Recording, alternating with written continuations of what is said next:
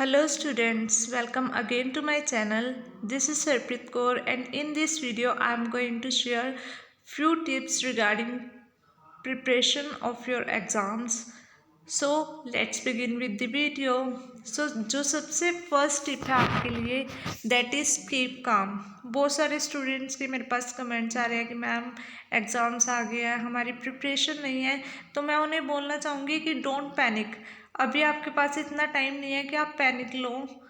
आप शांत माइंड से अपने एग्ज़ाम की जितना आप दे सकते हो एग्ज़ाम को उतनी अपनी कैपेबिलिटीज़ उसमें लगा दो। जितना आप प्रिपेयर कर सकते हो एग्ज़ाम को उतना कर लो। अगर आप ज़्यादा सोचोगे तो आप जितना प्रिपेयर कर सकते हो उतना भी नहीं कर पाओगे। तो लास्ट 1 डे बचा है आपके पास, तो आपको जितना भी प्रिपेयर करना है अच्छे से प्रिपेयर करना है अब लास्ट 1 डे में। देन आपके पास जो नेक्स्ट टिप है that is take care of your presentation. Presentation जो है वो फर्स्ट इम्प्रेशन होगा आपके एग्ज़ामिनर के ऊपर। तो आपके अपनी जो प्रेजेंटेशन है उसको बहुत ही अच्छा रखना है कि जो एग्ज़ामिनर है वो आपकी प्रेजेंटेशन देखकर ही इतने इम्प्रेस हो जाए कि वो आपके एग्ज़ाम को है ज़्यादा पढ़ ही ना सके। दैट मीन्स कि वो आपकी प्रेजेंटेशन देखकर ही वो इतना खुश हो जाए कि वो ऐसे ही चेक कर दे कि हाँ बच्चे की प्रेजेंटेशन अच्छी है तो लिखा भी बहुत अच्छा होगा उसने। तो प्रेजेंटेशन के लिए आपको क्या करना है कि जो भी क्वेश्चन होगा, वैसे मैंने प्रेजेंटेशन के लिए एक सेपरेट वीडियो भी बनाई हुई है, आप एक बार जाकर वो चेक कर सकते हैं अगर आपको करना है। बट यहाँ पर भी मैं थोड़ा बहुत प्रेजेंटेशन का डिस्कस कर लेती हूँ कि जो प्रेजेंटेशन है उसके अंदर आपको क्या करना है। जो भी इम्पोर्टेंट क्वेश्चन के अंदर वर्ड होगा उसकी सबसे पहले आपको इंट्रोडक्शन देनी है, देन मीनिंग, देन डेफिनेशन उसकी। उसके बाद आप आओगे जो एक्चुअल क्वेश्चन आपको गिवन है उसमें भी फर्स्टली आपको एक फ़्लो चार्ट बनाना होगा। फ़्लो चार्ट बनाने के बाद आप अपनी जो है उन पॉइंट्स की एक्सप्लेनेशन दोगे। अब फ़्लो चार्ट का क्या बेनिफिट है कि जो एग्ज़ामिनर होगा ना उसके पास इतना टाइम नहीं होगा कि वो आपकी पूरी बुकलेट को रीड करे देन वो आपको मार्क्स दे। तो एग्ज़ामिनर क्या करेगा कि जो आपकी फ़्लो चार्ट है उससे आपके मेन पॉइंट्स ले लेगा और वहीं से अगर आपके पॉइंट्स अच्छे लगते हैं उसे तो वो आगे चलकर जो आपके एक्सप्लेनेशन है पॉइंट्स की उसे रीड ही नहीं करेगा, वो आपके पॉइंट्स देखकर ही आपको मार्क्स दे देगा। अब फ़्लो चार्ट में आपको क्या ध्यान रखना है कि जितने पॉइंट्स आप फ़्लो चार्ट में दोगे उतने ही पॉइंट्स आपको एक्सप्लेन करने हैं। मान लो आप 10 पॉइंट्स दे रहे हो फ़्लो चार्ट में तो आपको 10 के 10 पॉइंट्स आगे एक्सप्लेन करने पड़ेंगे। लेकिन अगर आप 5 पॉइंट्स दे रहे हो तो आपको 5 ही एक्सप्लेन करने पड़ेंगे। तो जितने आप एक्सप्लेनेशन दे पाओगे उतने ही पॉइंट्स आप फ़्लो चार्ट में लिखना। एंड जो होना चाहिए आपका वो होना चाहिए हमेशा कंक्लूजन के साथ। कंक्लूजन और इंट्रोडक्शन ये मस्ट है आपके क्वेश्चन के अंदर, क्योंकि अगर आप ये दोनों चीज़ें स्किप कर देते हो तो आपका जो इम्प्रेशन होगा एग्ज़ामिनर के ऊपर वो अच्छा नहीं जाएगा। एंड इसके अलावा आप जितने भी क्वेश्चंस अटैम्प्ट करोगे सबसे स्टार्टिंग जो होनी चाहिए आपकी वो होनी चाहिए उन क्वेश्चन से जिनमें आपकी पकड़ अच्छी है, जो आपको पता है कि हाँ मुझे ये बहुत अच्छे से आते हैं। वो क्वेश्चन आप इनिशियली अटैम्प्ट करना, देन आप मूव ऑन करते रहना कि जो आपके क्वेश्चन की सीरीज होगी कि आपको नेक्स्ट क्वेश्चन कौन सा आता है, नेक्स्ट कौन सा आता है। आप सीरियल वाइज ना भी अटैम्प्ट करोगे तो दैट डजेंट मैटर ये करता है कि एग्ज़ामिनर को आपको स्टार्टिंग के क्वेश्चंस बहुत अच्छे एक्सप्लेन भी करने हैं और प्रेजेंट भी करने हैं एग्ज़ामिनर के सामने। देन थर्ड है जो tip that is don't force your mind to remember much. जैसे अब आपके पास लास्ट टाइम आ चुका है एग्ज़ाम का, तो आपने बहुत ज़्यादा नहीं पढ़ना। जो स्टूडेंट्स तो पहले से ही पढ़ रहे हैं, जिन्होंने पहले से ही अपनी प्रिपरेशन की हुई है, वो तो अपनी अच्छे से रिवीजन कर ले, और जिनकी प्रिपरेशन अच्छी नहीं है वो ट्राई करें कि वो मिनिमम 2 या फिर 3 क्वेश्चंस अच्छे से प्रिपेयर कर लें लॉन्ग इन लास्ट मिनट्स में।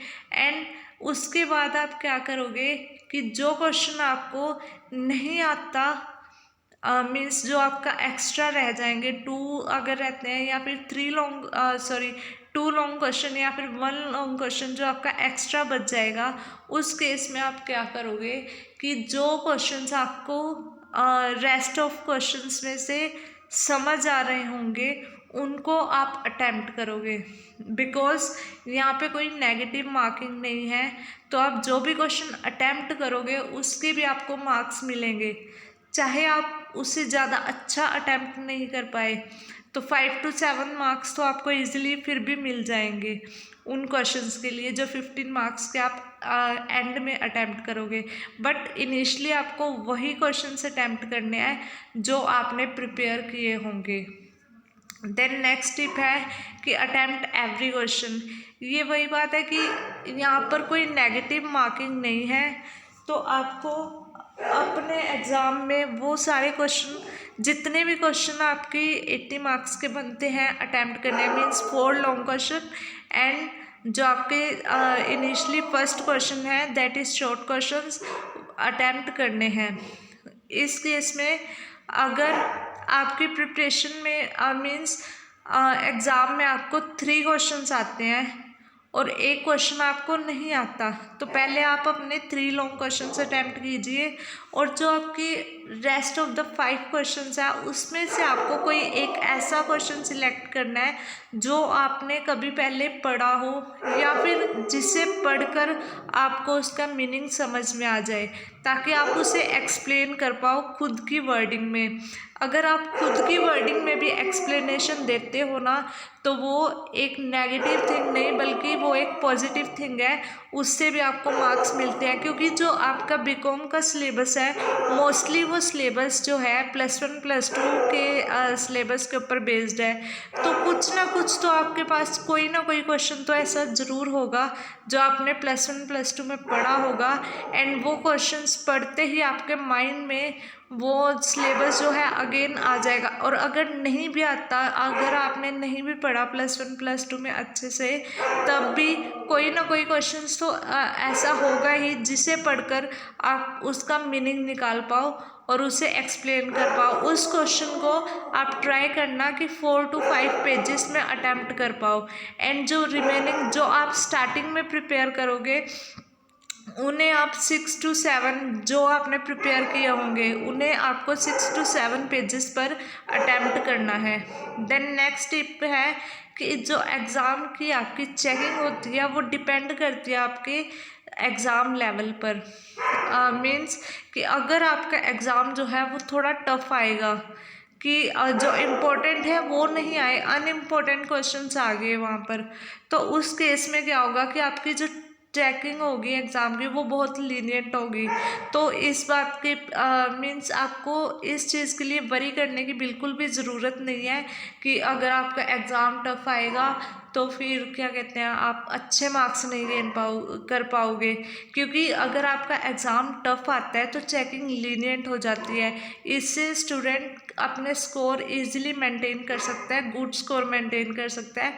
लेकिन अगर आपका एग्ज़ाम बहुत ही ज़्यादा इजी आता है तो उस केस में आपकी जो एग्ज़ाम की चेकिंग है वो टाइट हो जाती है।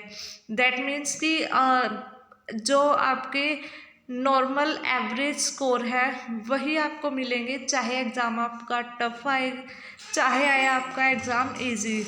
तो आपको एग्ज़ाम की चेकिंग पर ज़्यादा फोकस नहीं करना, आपको फोकस करना है कि जो आपके पास फाइनल डे बचे हैं उसके अंदर आपको कैसे प्रिपेयर करना है और कौन कौन से चैप्टर प्रिपेयर करना है। ट्राई करो कि जो चैप्टर्स छोटे हैं, जिन बच्चों ने अभी तक कुछ प्रिपेयर नहीं किया, वो तो ये ट्राई करो कि जो चैप्टर्स छोटे हैं और जो पढ़कर आपको समझ आ रहे हैं उन चैप्टर्स को अच्छे से प्रिपेयर कर लो।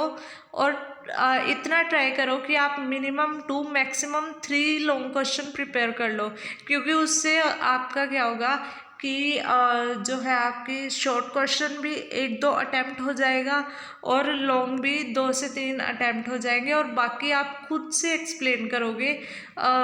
स्किप आपको एक भी नहीं करना, क्योंकि यहाँ पर नेगेटिव मार्किंग नहीं है। अगर आप कुछ भी लिख कर आओगे ना तो उसके भी आपको मार्क्स मिलेंगे ही मिलेंगे वहाँ पर। ये नहीं है कि अगर आपने वहाँ पर नहीं लिखा, सॉरी, आपने वहाँ पर कुछ लिखा है तो उसके आपको मार्क्स नहीं मिलेंगे। जो भी आप लिखोगे उसके आपको मार्क्स मिलेंगे। So don't skip any question, and all the best for your exam, and don't panic in your exam कि आपको ये क्वेश्चन नहीं आता या फिर वो क्वेश्चन नहीं आता। जो भी आता है अच्छे से अटैम्प्ट करके आओ, फिक्र करने की ज़रूरत नहीं है। बीकॉम के जो एग्ज़ाम है वो इतने हार्ड नहीं है कि आप इजीली क्रैक नहीं कर पाओगे। एंड जो स्टूडेंट्स पहले से प्रिपेयर कर रहे हैं, मैंने बहुत बार पहले भी वीडियोस में बोल दिया है कि वो अपने 5 क्वेश्चंस प्रिपेयर कर लेना अच्छे से, कि अगर जो एग्ज़ाम पैटर्न है उसमें थोड़ा बहुत चेंज आता है तो एक क्वेश्चन का चेंज आएगा तो आप इजीली उस जो है चेंज को टैकल कर पाओ। So this is all for this video. All the best for your exams. Thank you so much. Have a great day ahead.